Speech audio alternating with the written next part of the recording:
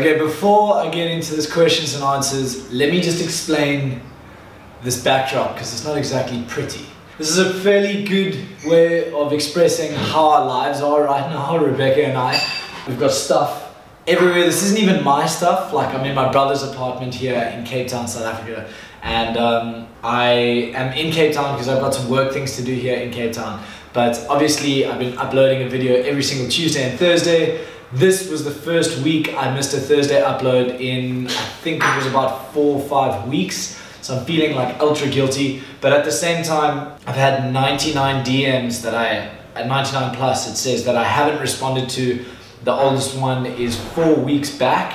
This is the first time I've ever not been able to get to those DMs. I got a lot of stuff happening for next year. I'm trying to basically get all sorts of stuff in a row for this year to end it off. So please forgive me. But other than that, I'm going to try and get to some of these DMs now, hoping that I can answer a lot of your guys' questions. The thing about these questions is like 80% of them are the same, like exactly the same question. So I feel like these questions and answers will really help. It might be a long one, it might be a slight boring one. So if you're not into crew stuff or what it is that I'm up to or anything to do with boating, then perhaps you should just come back at the crew episode. That'll happen next week again. But for now, let's get into the Q&A.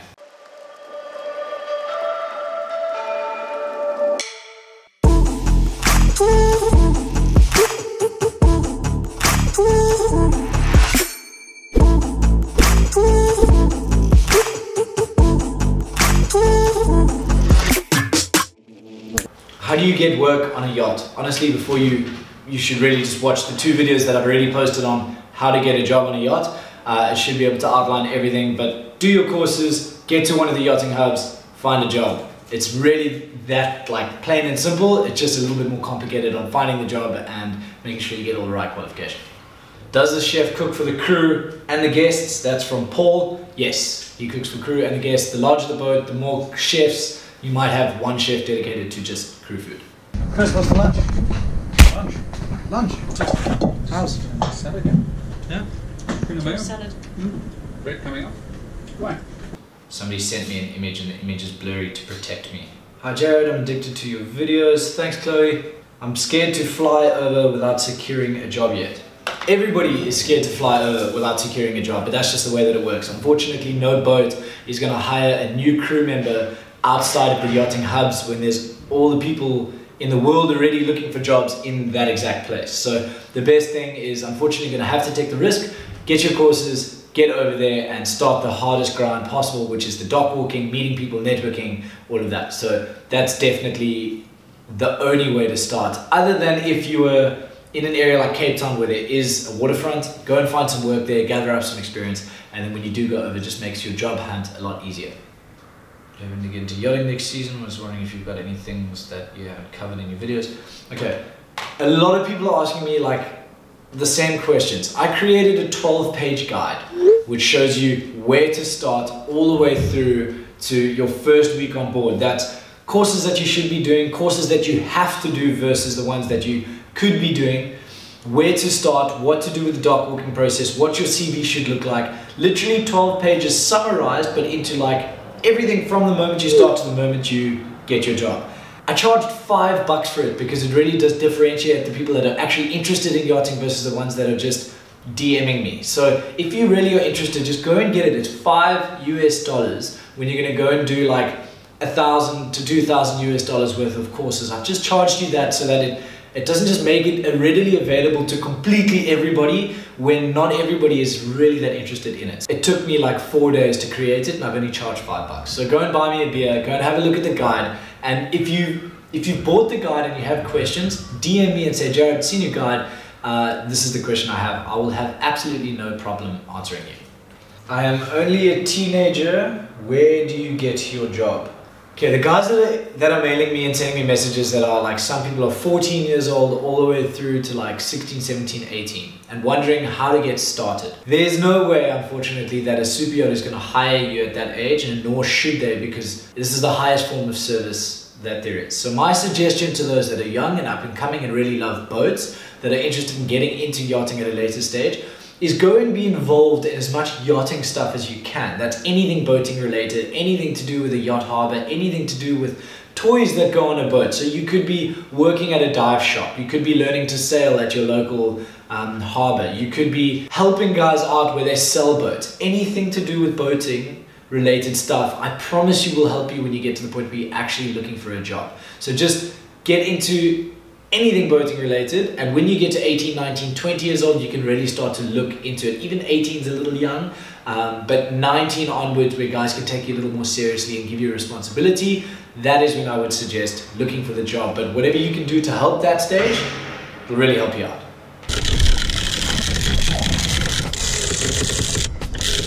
Crank that bad boy.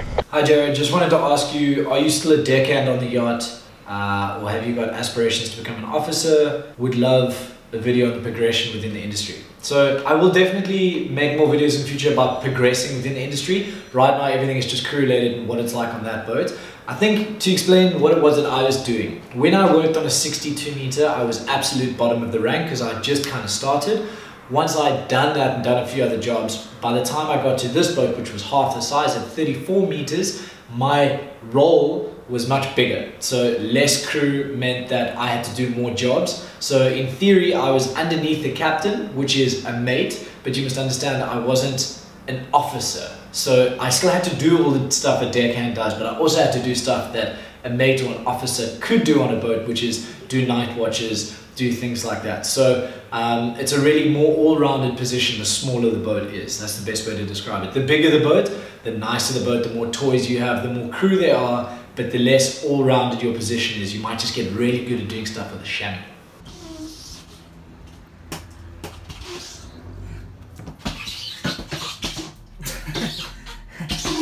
What's up? Apparently I'm living the dream here. What's the mission? What type of accommodation would you recommend while job searching? In all these major hubs like Fort Lauderdale and Palma de Mallorca, Antibes, all those different places, there are things called crew houses. If you just search on Google crew houses in wherever that place is, you will find like a whole list. Why I recommend crew houses to new crew is just because it's networking. You're in the same place where there's a whole bunch of other people looking for jobs. And the ability to then talk to them and sort of find out what they were up to. If they receive 2 jobs at the same time, they'll hand one over. It's a great way to just meet people, network, get your name out there, to make friends that are all looking for the same thing. Hey Jared, this is from a message from, this is Cameron. My dad has been giving me shit about cleaning toilets as a deckhand. I just want to know if that's true. How do I respond to that one? Yeah, as a deckhand, you don't like necessarily clean a lot of toilets, but that's not because that's not my job. It's just like I'm outside, and often a stewardess or a steward is inside. So depending on what your job description is, the smaller the boat, the more all-rounded your positions, there's a big chance you're gonna have to clean toilets. But at the same time, it's like it's just a toilet. It's quick, in, out, sort it out, and you're good. So if cleaning toilets is turning you off this job, then you should consider maybe looking for another job, because I promise you there are dirtier jobs than just cleaning toilets. By the way, Becca's in the background. You asked for Becca to be in more videos. So say hi, Becca. Hi. The boat I was working on is 112 foot, which is 34 meters, and it's a San Lorenzo. It's an Italian build, lovely looking boat. I feel like you might think I'm not answering this question well enough. What courses should I be doing to become a deckhand? You really should have a look at that guide. You have to do your STCW, there's no way around it.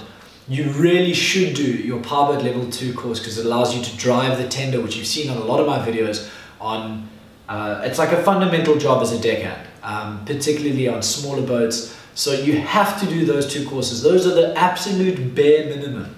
Any additional courses are going to help your CV just look better, but you need a combination of some really good courses and work experience. If you just go now and do your Yacht Master, which is a 200-ton captain's license, but you have no work experience, it will help you, but it's really a little bit unnecessary, because it's super, super expensive, and it's just one of those where you could go and work for a year, then come back, do your Yacht Master, and it will help you get that ticket a lot easier and cheaper, because you've done all the miles already.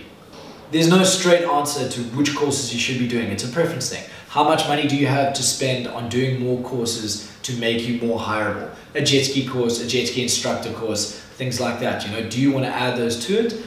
if you can, do it. It's never gonna make your CV any worse by adding courses. It's just how much can you afford to do before actually going over and making money. I'm ready, mate. Fuel. Okay. The valve is halfway. Yeah, mate. This is a shit job. Good? Changing over.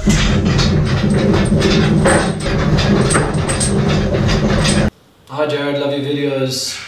Only thing is I get seasick in rough waters. Do you think I can still do it? Seasick tabs. That's a tough one. There are seasick tablets, but seasick tablets kind of make you tired and drowsy and stuff like that as well. Yes, I mean, everybody gets seasick to a certain degree when it comes to boating. I mean, I've never puked or like vomited or anything like that from seasickness, but a lot of people have, and they've still been crew. At the end of the day, yachting is supposed to be like pleasure. It's supposed to be on flat, calm waters, but it's never always like that. So if you get seasick, yes, there are ways around it, I promise you. But if you stand on a boat that's sitting in a harbor and there's like a little bit of movement and you get ill, you should really think about it. Your body does adapt after a couple of days. So it's one of those things where it's like, don't let that necessarily get you down. Go and try it out. It's one of those things where you could go and hop on a boat anywhere and just try and like, you know, do a few cruises out and see if you get ill. If you do, you have to really think about it. It's one of those things, if it's like, if you get really, really sick, then maybe, you know, maybe not. The view out this window right now. Look at this. Hello Jared, this is Santosh from India, one of your subscribers. No question, but hi Santosh. Santosha means content. It's a beautiful name. Really? Santosh means content. Santosha. Santosha. Cool name. Hi Jared, I'm Raymond. I've just bought you a yacht guide. Thank you very much, Raymond. It's really resourceful. A few questions. Okay, some of the questions here, instead of reading this long message, it's just about confidence when dock walking. It's funny. Nobody's gonna just love dock walking and walking up to random people and talking about whether there's jobs coming available, or it's gonna put everybody out of their comfort zone. Even me, I find myself a people's person, but it can be one of those things where it's never fun to have like 80 no's before you finally get one yes. And unfortunately, that's just what it's like. But you must expect sometimes to have a no from somebody and to just learn to move on. So if you've got a confidence problem where you're not the most outgoing guy, that's okay. You'll find a way to deal with it, but just expect that, you know, the boats that you're going to talk to are not always going to have jobs. It's about networking so that when a job comes available, that they think of you. Any ways that I would suggest to improve confidence? It's a tough one as well, unfortunately, Raymond, because I don't really know you, man, but I think you just need to know that it is going to be uncomfortable, not just for you. But at the end of the day, why are you doing this? You need to take it back to why are you doing it. If you love boats and you're really interested in getting into that environment, are you willing to make the sacrifice of feeling a little bit uncomfortable to go and talk to people to find out, is there work available, when does work come up, etc. Is that process worthwhile for you to get a job? If it is, then just understand it, make that sacrifice, know that you're going to get a couple no's and give it a try, man. You'll probably surprise yourself. Hey man, just wondering if you work for an agency or how you actually get work when you're starting.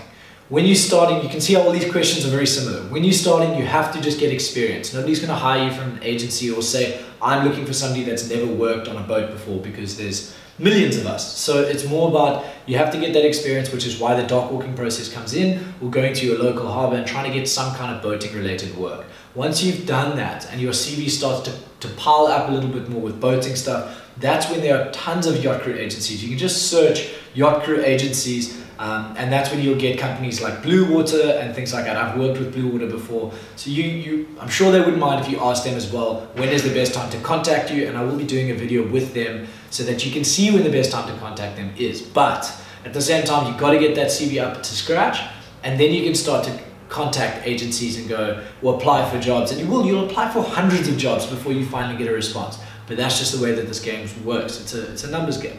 I noticed that there aren't many people of color working on yachts. Do you think that as a person of color it would be difficult to find jobs? I think it's not about the color or the race or the gender or anything like that. It's literally just about how hard you're willing to work and to hustle to get that job. I think some boats actually like to have a variety of different cultures on board. So no, I don't think it's a problem at all. But yes, I understand why you're saying that you haven't seen many people of color. But to be fair, how many yacht crew are actually filming what's going on? And So yeah, I really wouldn't worry about it, and my boat is like just South Africans. I will make a video entirely on why so many South Africans end up in yachting. But no, I think if you're working hard and you're willing and you're keen and eager to learn, you're really more than halfway there.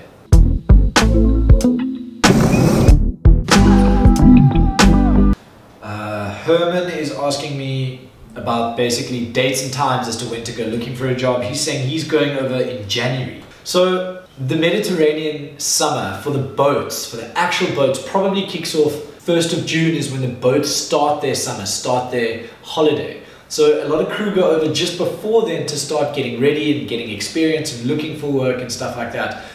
Because like I said, the summer kicks off around June at that time. So obviously every boat is different, every owner is different when they have their holidays. So it's really hard to just create like an exact timeline. If you're going over in Jan, you're going over in winter. There's no other way to say it. So there's a lot less crew looking for work, but there's also a lot less boats that are looking for crew. So there's less competitiveness, but less boats to compete with. So it's just one of those really tough things where if you're going to go over in the summer when everybody's looking for work, there are going to be more jobs, but there's going to be more crew looking for jobs. So I can't really tell you if it's right or wrong. I'm telling you that it might seem a little crazy because it's freezing and they're not really looking for full-time crew. But if you're doing it just to go and gather up experience and then maybe go back the following year or go to the Caribbean, it's not a bad plan. It's never a bad plan to go look for work. There's just times that will generally help you. Maddie says he lives in New Jersey and where's the best place to look for an opportunity? Fort Lauderdale. Yeah, the closest place to you is probably Fort Lauderdale, Miami, West Palm Beach, that area. That's the yachting hub, and that's normally when people are hiring or where they are hiring for the Caribbean season, which is normally from around October right through to March the next year. It's the best way sort of to describe the Caribbean season. So that's the closest place for you. Okay, this is from Jay Devine. They've pretty much said that they've been working on a key for a while and they've been dealing in the mechanics side of things. Do you think it's a good time now to go look for a job? Like I said, experience is just one half of it. Qualifications is definitely a portion of it, but then it's up to you. Are you a favorable person to live with crew on board? Are you somebody that gets along with owners? Are you professional? Unfortunately, I don't know you, so I can never tell you when the best time is to go and look. But it's one of those where you have to match up personality from the perspective of actually being able to live with other people, work experience, and qualifications. So those three pieces are super vital. Unfortunately, I can't answer your question because I don't know you personally. Can you please lead me to a few online sites where they post new jobs regularly? On that guide, I literally listed, I think, 10 crew agencies. Some of them are the same, so maybe between 5 and 10 crew agencies that you can click on, and there's a whole bunch of jobs being posted pretty much every single day. So in that guide, you can do it. Otherwise, just search Yacht Crew agencies and you will find exactly what you're looking for. What the hell is that thing?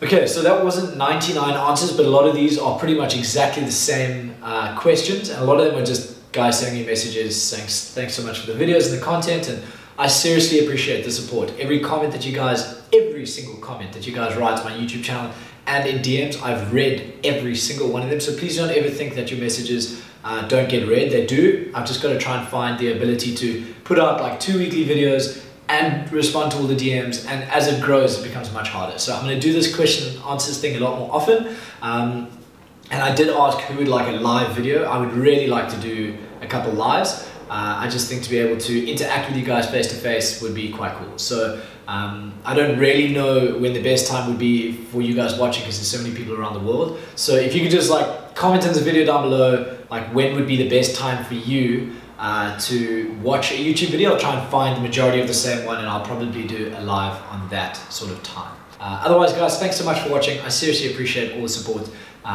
Any other questions? My suggestion would be, because this is quite full, I got to get back to a lot of people, comment down below in this YouTube video more questions and I'll get back to it on the next Q&A. Thanks so much for watching. I will give you an update soon with what's happening, and the Yacht Series will continue next week. I've got some very exciting news coming up. Just waiting for 1 or 2 answers before I let you guys all know. So thanks so much. Check you on the next one, and thanks for watching.